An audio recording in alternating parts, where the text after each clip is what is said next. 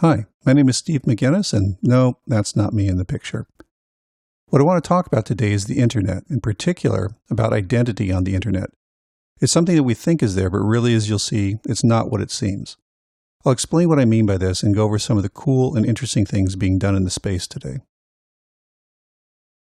If we look back in 1993, there was a famous cartoon in the New Yorker from Peter Steiner showing a couple of dogs looking at a computer saying, "On the Internet, nobody knows you're a dog."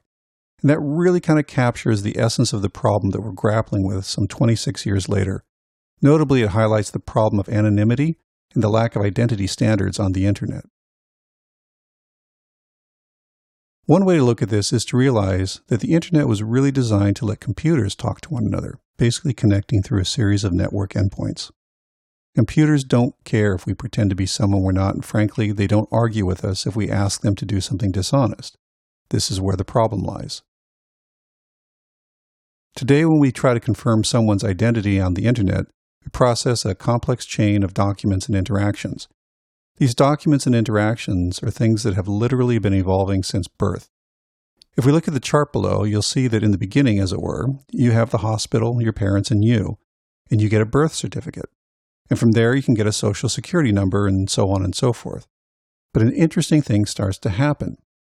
In modern times, you have both the real you and you also have the online you. And the real you is someone who can go out and create email accounts and LinkedIn accounts and things like that. But the real and online merge. So when you get a driver's license or a credit card today, the issuers not only want to know about the real you, they want to know about the online you as well. And this makes identity more and more complicated. When you interact with an online service, what you're really doing is invoking a digital identity to do something on your behalf. And this is important. The Internet itself doesn't provide any standard way to evaluate who controls that digital identity. From the computer's perspective, an honest user, a bot, or stolen identity all look the same. We use a lot of different methods to try and link a digital identity to an actual person. We do things like proof of knowledge, which is the username and password we're all familiar with. We have proof of possession, for example, driver's license and birth certificates. Proof of biology, like biometric scanning, is really interesting and becoming increasingly important. And there are all kinds of other ways, including referencing trusted identities. More often than not, when we try to prove who we are on the Internet, it usually takes some combination of all those items. Knowing who sits behind the screen is a hard problem to solve. Providers of online services are left to themselves to determine who really controls the online identity that comes knocking on their front door. They also have to determine who is sufficiently trustworthy for their specific needs. This is important because even though service providers can never be absolutely certain about an identity, some use cases require greater levels of certainty than others. A bank will need to be more certain about who you are than will, say, an online game or music streaming site. So enter the concept of decentralized identities and verifiable credentials. These are two relatively new technologies, though they've been emerging for a while. They're really coming into their own now. When we put these two technologies together, they become a powerhouse that enable us to start looking at real identities, human identities, on the Internet. Here are a couple of important terms to know before we get going. You'll see this important terms to know slide repeated several times throughout the presentation. New language is developing around the space, and it's helpful to make sure we're all on the same page when we use these terms. When we talk about digital identity, we're literally talking about a proxy for something that exists in the real world. Obviously, this can be a lot of different things. It can be you and me, it can be intellectual property, it can be corporations or institutions. In practice, digital identity attempts to be a compact way to represent something that's unique and complex. So I might use a social security number to represent me rather than a full DNA map, for example. Decentralized identifiers, or DIDs, are a new type of identifier for decentralized digital identity. These new types of identities, and we'll get into these in much more detail later, are designed to enable the controller of the digital identity to prove that they have control over it. This is the first step in making the connection between a digital identity and those who control that identity. The second step involves a thing called verifiable credentials. We use credentials all the time, and they're really nothing more than some statement a third party, preferably a trusted third party, makes about us. You can think of a government ID as a credential. You can think of a diploma as a credential. There are all kinds of different credentials in the world today that we use every day. If we look at what a decentralized identity really is and kind of tear it apart, we see there are a few pieces involved. This is a bit of a complex diagram, but bear with me, we'll get through it. Let's start with a real person. In the diagrams, the happy guy holding the key in the air. The person is in possession of a DID, or decentralized ID, and what we call a secret key. The secret key is one half of a cryptographic public-private key pair. The DID is a URI that can be resolved to point to a DID document. This is similar to a URL that resolves to a website. Now, the DID document itself is stored on a decentralized network. You can think of this like a blockchain network, for example, but the network doesn't strictly have to be public. It can be private or a consortia. The idea is simply that it's decentralized so that all the parties have access to it. In this DID document, there are a number of things. There's another pointer, if you will, that actually points to the internet. Typically, there will be the public half of the aforementioned key pair, and there will be additional metadata. So that's what a decentralized ID is, a pointer to a document that points to another document with a smattering of cryptographic keys. Now, when we look at who controls a particular decentralized ID, what's really important to remember, or really important to recognize, is that the person who possesses the secret key controls the DID document that contains the corresponding public key. That is, if you have it, it's assumed you own it. For the moment, we'll ignore purposeful delegation of control of identity. That's a whole different path to go down, and it gets fairly complex. To keep things simple, just assume that if you have the secret key, you're the owner.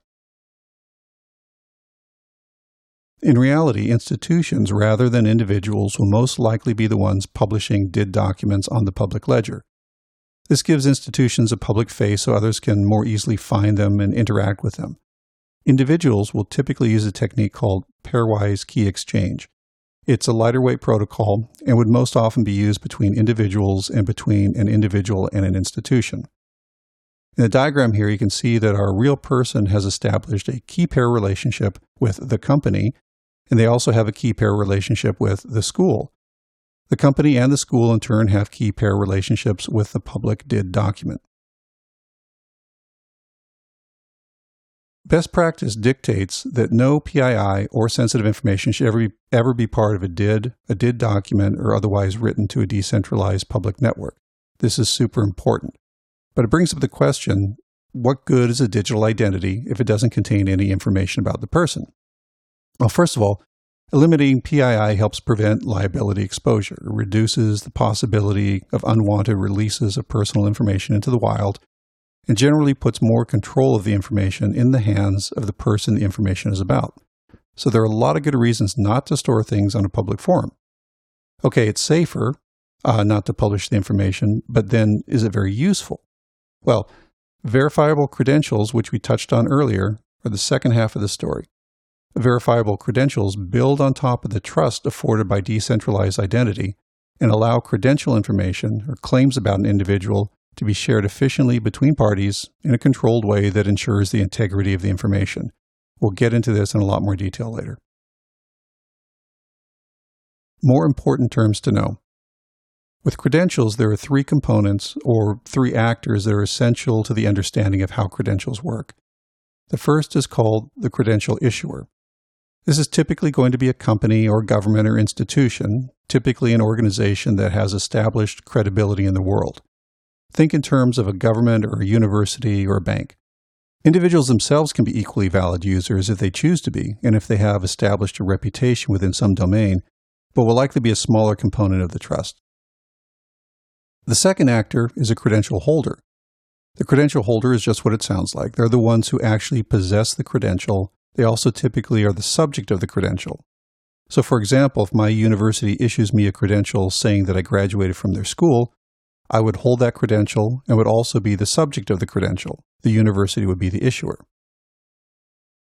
The third actor is the credential verifier. They're the ones who receive a credential and come to a conclusion as to the value of its contents. This is an important concept we'll dig into more. Just because somebody receives a credential, and even if they can prove that it's a valid credential, they still have to come to decide on their own whether it's a relevant credential. This slide presents a little more detail regarding verifiable credentials. They're a formal declaration that third parties make about you. They're cryptographically signed, so any sort of tampering is easily recognized. The signing permits the recipient to unequivocally verify the identity of the party who created the credential and the party for whom it was created. And the really great thing about these credentials is that, unlike other schemes out there, the verifier of the credential does not ever have to contact the issuer of the credential. As a matter of fact, the issuer doesn't even know when a credential has been forwarded to somebody. That makes for a much more efficient mechanism for distribution and usage. On the right-hand side of the slide, there are several examples of types of credentials. We often think of credentials in this sense as something having been issued to us, say, by the government. But it also helps to think about things that are in your wallet today. For example, driver's licenses, insurance cards, big box memberships, and so forth. Credentials can even include things like concert tickets, which are not really a reflection of somebody saying something about you, but rather a reflection of somebody giving you the rights to do something, for example, attend a show. These are all credentials. We use them every day. Verifiable credentials provide a mechanism that makes these things much easier to get and use and much more trustworthy for the receiver. Looking at the big picture of DIDs and credentials, we have this thing we call the trust triangle. It shows the relationship between actors and the various components of the trust architecture. You can see pairwise trust relationships between the issuer and the holder, and also the holder and the verifier. You can see there is no trust relationship between the issuer and the verifier. This emphasizes the fact that once a credential is issued and is held by the holder, the issuer no longer needs to participate. It's simply a matter of the holder controlling who gets the credential.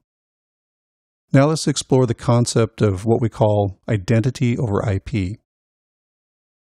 Identity over IP, sometimes shown as IOIP, closes the gap that exists between computers and humans on the Internet, providing the trusted identity of the human initiating an interaction to the human receiving the interaction. So, for example, in the diagram, we have one computer making a request to another computer, asking it to transfer a bank balance. The receiving computer knows the identity or the IP address of the transmitting computer, but doesn't really know who's initiating the action. In other words, who's asking for this action to take place. The second half of closing the identity gap is about allowing people to prove the authenticity and integrity of claims about them. In the example below, the computer on the left transmits a claim to the computer on the right. This claim may or may not be true, we just don't know.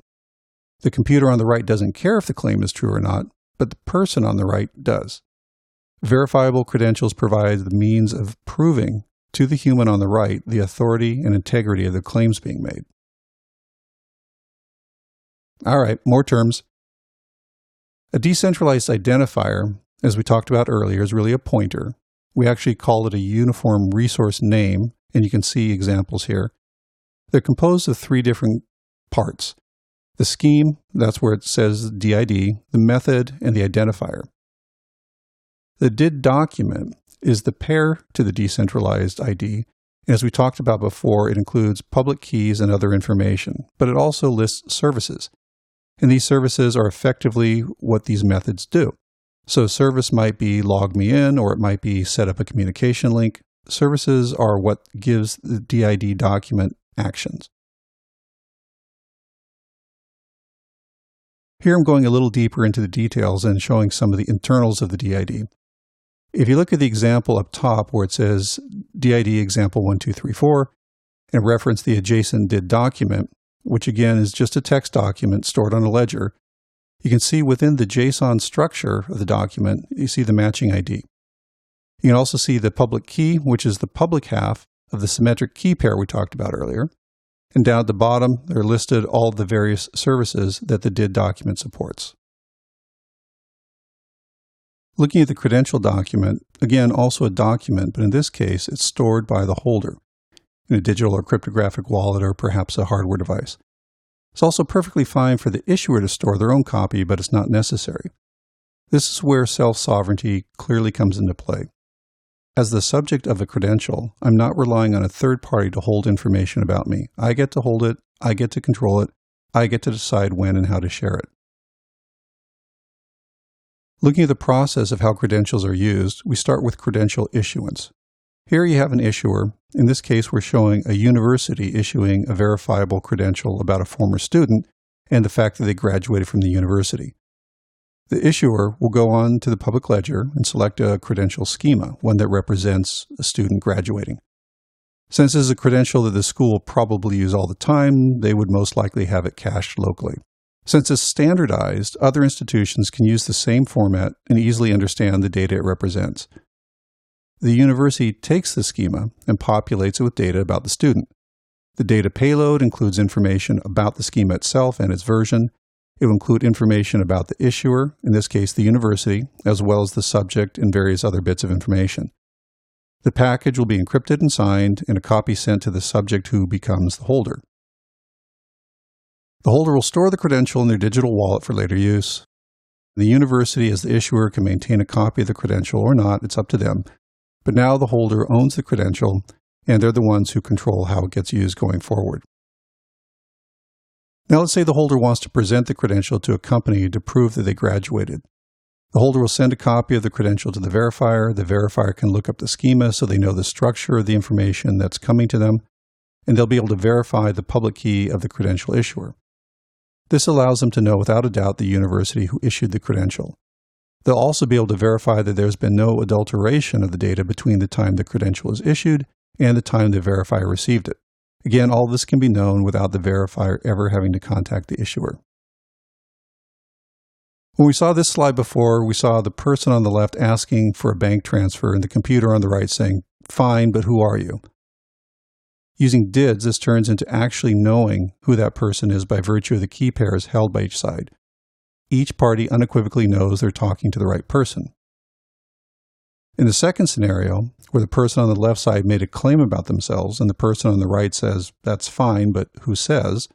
verifiable credentials provide the mechanism to authenticate who made that statement and about whom the statement was made. These are two very powerful concepts because now it's not just about IP addresses passing data back and forth. It's about opening the conversation to include individuals, their intent, and the validity of the statements that they make. That brings us to the next topic, something we call trust over IP. This is about making all the great identity stuff survive in the real world. When we say trust over IP, we're really talking about the role of governance.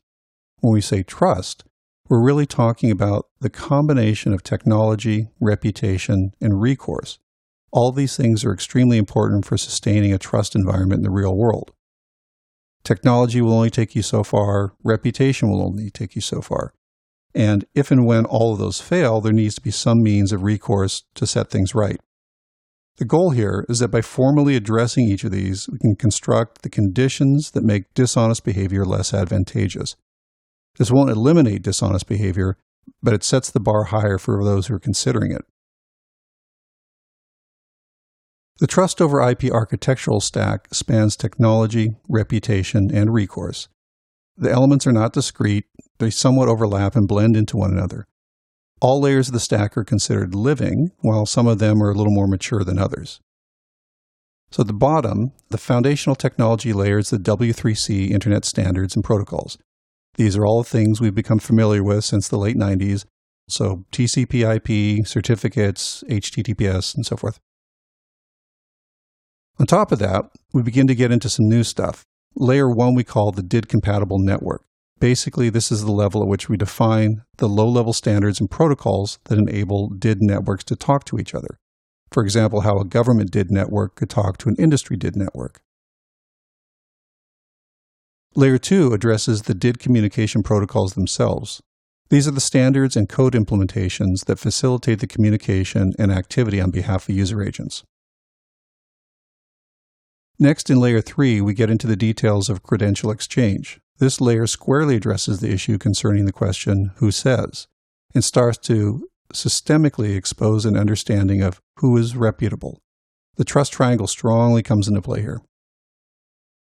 On top of that, we have the governance framework layer. This can be thought of as an extensive framework of best practices, certification criteria, contractual templates, and legal constructs that provide a tested guide map for running multi-party and oftentimes multi-jurisdictional DID ecosystems.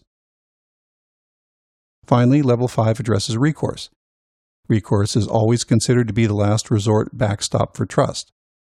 In an ecosystem based on good faith, it is imperative to try and resolve issues before they get to the level of recourse. From time to time, though, good faith can break down, mistakes can be made, and honest disagreements can arise. There need to be mechanisms available throughout the ecosystem to address such issues. And here you can see that when we talk about technology, reputation, and recourse, they do overlap. Technology flows into reputation, the reputation flows into recourse, and so forth. Taking a little closer look at the governance framework, you can see 4 subcomponents that correspond to architectural layers 1 through 4. Layer 1 is the network governance framework. These are the rules about DID network operation. For example, in a consortium of operators, this might define who gets to update shared code and under what conditions. Layer 2 is the governance framework relating to the providers. Rules about certification and auditing, for example. These rules can cover hardware, software, cloud agents, wallets, etc. Layer 3 is the credential governance framework.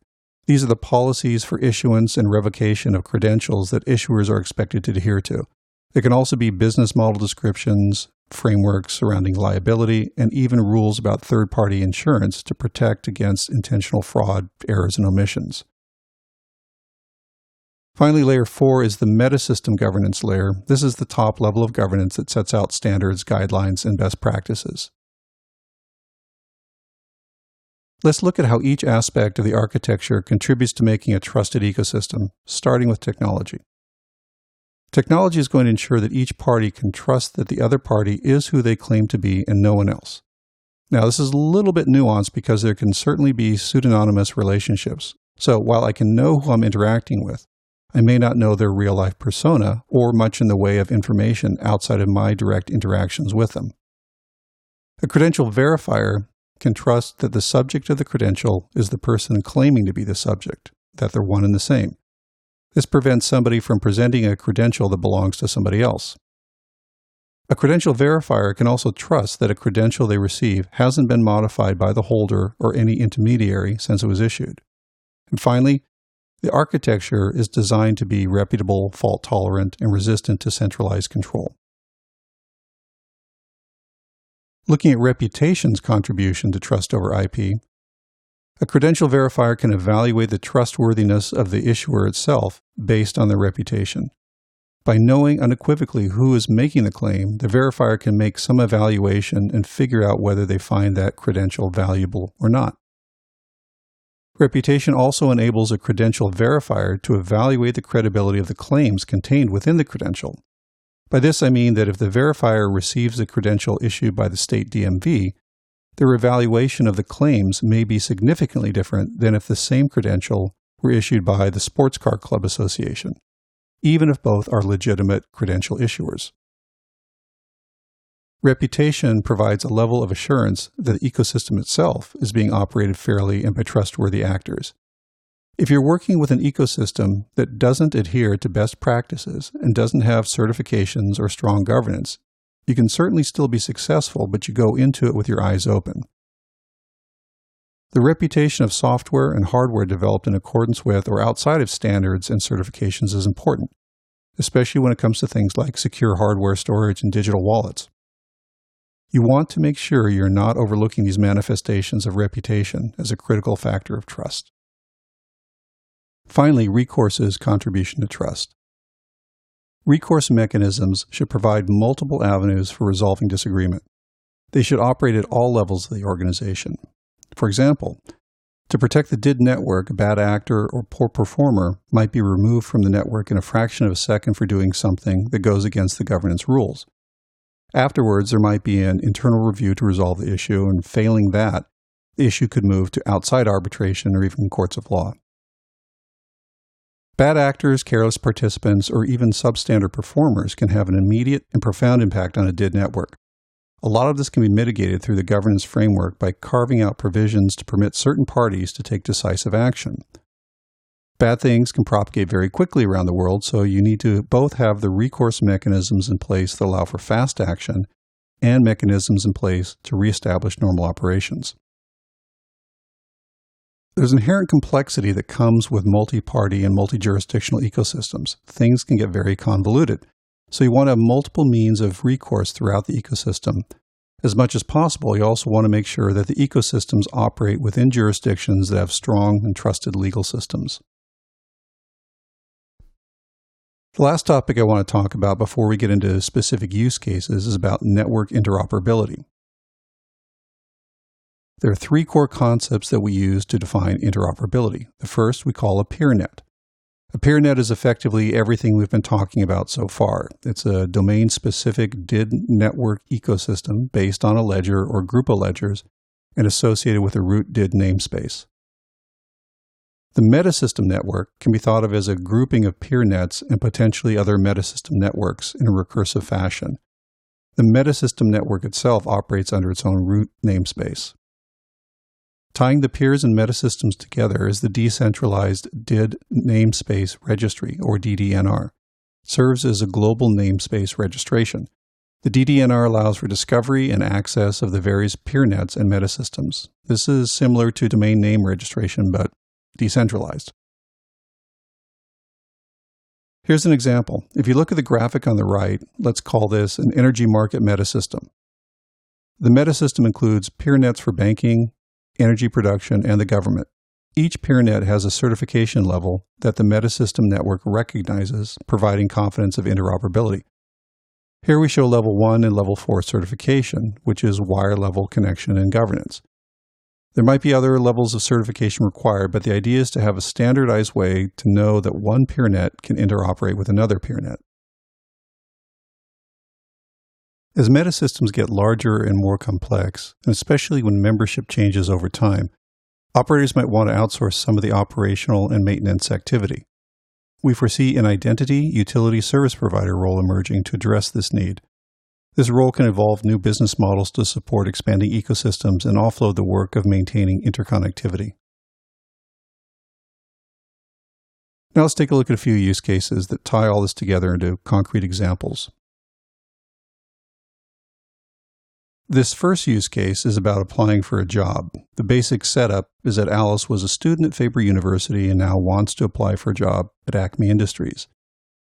Faber and Alice built up trust with one another over the years that Alice attended school there, and as part of admissions, the school set up pairwise trust with Alice and associated the key pair with Alice's student ID. So whenever Alice needs to access university services online, each side knows who they're talking to and that they're talking to no one else. With respect to Alice and Acme, Alice sets up an account with Acme so she can apply for a position online. In doing so, she establishes pairwise trust and exchanges keys. But Acme really doesn't know anything about Alice, and so they neither trust nor distrust her. Without verification, they've accepted that her name is Alice, but that's about all for now. Alice goes back to Faber and requests from them a credential to verify the fact that she did attend the university and graduated in good standing. Faber obliges because they know Alice.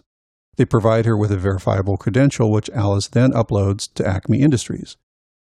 Acme knows they are connected to a person purporting to be Alice, and Alice uploads a credential which identifies Alice as the principal, identifies Faber as the university, and makes the claim that Alice went to and graduated from Faber. So now Acme, because they know and trust Faber's reputation, and they can verify Faber's DID on the public ledger, accept the credential as true and valid. Acme now confidently can accept that Alice is her real name, she is who she says she is, and that she did, in fact, graduate from Faber University. This is a lot of information that Acme Industries can get quickly and trust without ever having to contact Faber University. The next use case is about establishing an online banking account. Alice first learned about Acme Online Bank through a trusted friend's recommendation. She then researched them online and came to the conclusion that her knowledge of Acme Bank's reputation was sufficient to entrust her money to their custody. So this is important. Alice came to a conclusion about the trustworthiness of Acme based on her perceived reputation of them and the security of the backing by the FDIC. When Alice goes to set up an account, Acme knows nothing about her and so again has no reason to either trust or distrust any information she might provide. Alice sets up pairwise key exchange with Acme Bank, taking the first step towards establishing the trusted relationship. From Acme's perspective, they only know that a person purporting to be Alice has set up an account. That's all they know.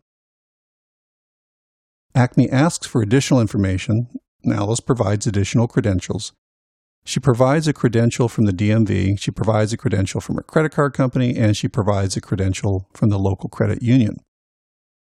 Acme goes through the same process that Faber University went through to verify the credentials. Each credential paints an ever more complete picture of Alice and increases the trust Acme has in Alice from the perspective of establishing a deposit account. After processing all of Alice's information, Acme activates the account, accepts a deposit from Alice, and issues their own credential to Alice. Alice can use that credential that she carries around in her digital wallet to get access to banking services either through her laptop or mobile device or even in-person kiosks that Acme Bank has around the country. This use case is about using DIDs for pairwise federation. The setup is that Alice likes the convenience of using federated identity, such as her Facebook account, to log into websites, but she kind of wishes that she wouldn't have to rely on a large corporation for that service. As an alternative to using her Facebook credentials, Alice sets up a one-time pairwise relationship with each of the web services she uses. Her secret keys and pairwise public keys from the service providers are maintained in her digital wallet. So, for example, she can have an account at the New York Times, she can have an account at her bank, she can have an account with her healthcare provider, she can have an account with her video streaming service. Each of these websites will have different criteria for how much they need to trust Alice. Clearly, the kind of trust that a video streaming site would need to have is very different from the kind of trust that an online banker would need or that a healthcare provider would need. Each of these service providers can ask for different types of credentials based on the level of trust they require, and Alice can decide what to provide. Now, whenever Alice wants to go to any of these sites or use any of the services, all she has to do is present her key, and they unambiguously know who she is. No ID, no password. The last example here is integrating DID technology into a typical corporate identity and access management system. Alice just started working at Acme Industries and is going through new employee onboarding. The difference in this particular scenario is that Alice has gone through an intensive screening process with Acme Industries as part of her hiring. She's provided credentials about her schooling, credentials indicating her name and address. She's presented herself in person to the security office where they took a picture of her. Acme even commissioned an external background check for purposes of getting her a security clearance. So Acme Industries very much trusts Alice is who she says she is, and furthermore, that Alice is representing herself accurately. Acme creates a key pair and corporate account for Alice with assigned security permissions. For authentication, Acme uses OIDE clients implementing SIOP to integrate with Alice's identity wallet. Authorization continues to be handled by the IAM system. Alice can now sign into her corporate network using her wallet, using her thumbprint, or using her security badge. She has a number of ways she can securely access corporate resources anywhere throughout the world. This is the end of the presentation. I hope everyone has found this useful and interesting. There are many organizations out there, including the majors, working in the DID community to ensure interoperability, security, and growth. The technology is maturing rapidly and pilot programs are beginning to shift towards production. If decentralized identity is not already part of your technology roadmap, I highly encourage you to become familiar with it. The technology is fundamentally changing the way people and things will interact on the internet by enabling system designs that take into account the who behind online activity.